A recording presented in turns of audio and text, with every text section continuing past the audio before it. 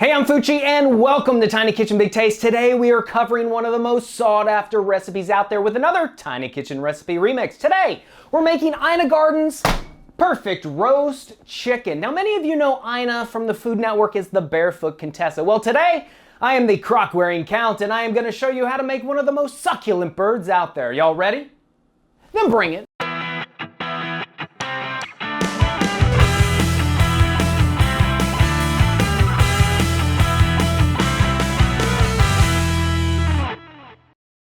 So what you're gonna need is a whole chicken, fresh thyme, olive oil, salt and pepper, fennel, carrots, onion, lemon, garlic, and butter.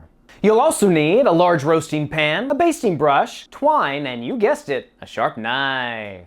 So I went looking for the perfect roasted chicken recipe, and Ina Garten's recipe kept popping up over and over and over again, so you know it's gotta be a top-notch recipe. Now, Ina says it's so easy she could do it in her sleep.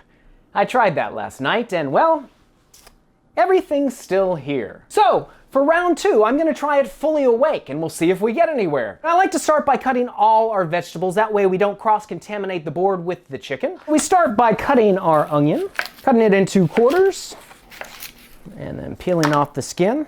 Toss this into our roasting pan. Next, I'm gonna cut up the carrots.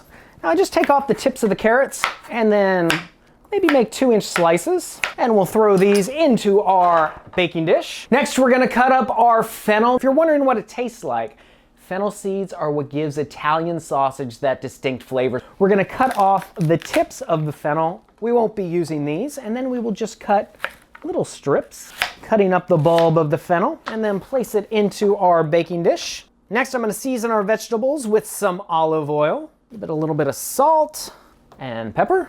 And we'll just mix this up. Now I'm gonna set these aside and then we will cut the lemon and garlic that we will use to stuff the chicken. I'm just gonna cut the lemon into quarters, and then the garlic, we will just cut it right in half so that it exposes all those garlic cloves. I usually take the chicken out of the refrigerator before I cut the vegetables. That way it will come up to room temperature before we pop it in the oven. Now I've rinsed this under cold water and we just pat it dry with a paper towel. You want to make sure it's thoroughly dry because that will allow it to have that nice crispy golden brown color when we cook it. Now a real quick point of note, look inside the bird. Sometimes there's a little bag of goodies in there, the giblets, but we're not going to use it in this recipe, so you can just discard them. I usually hold the chicken, hello there, I usually hold the chicken with one hand and season with the other so that it doesn't risk contamination with our spices. We season liberally with salt and pepper. So I'm going to start by stuffing the bird with some of this fresh thyme. We'll throw that on the bottom. Throw in a couple of lemon chunks. Throw garlic on the bottom. You just throw it in there, keep stuffing until you can't stuff no more.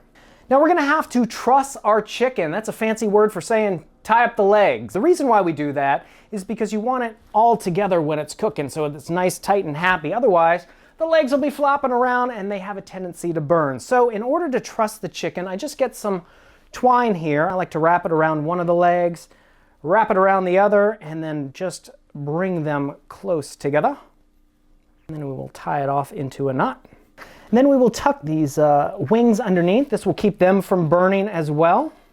Now this bird is all trussed and happy. I'm gonna wash my hands and we'll finish the bird. Next we will just paint the chicken with melted butter. The bird is a word. I said bird is a word. Then we'll season the outside of the bird liberally with salt and pepper. Now I'm going to pop this in a 400-degree oven for about an hour and a half or until the juices all start to run clear. Now if you've got a meat thermometer, that's even better. Just stick it right in between the leg and the thigh and make sure it comes to 165 degrees. So check this out. You can do this. Go to our website now and grab the recipe for this. You can also check us out at Facebook, Instagram, and Twitter. And when you try this recipe, please let us know about it in the comments below. Until next time, I'm Fucci reminding you that if I can make Ina Garten's perfect roast chicken in a kitchen this tiny, you can make it in yours. We'll see you next time on Tiny Kitchen Big Taste. The bird's a winner, well, the bird is a winner, well,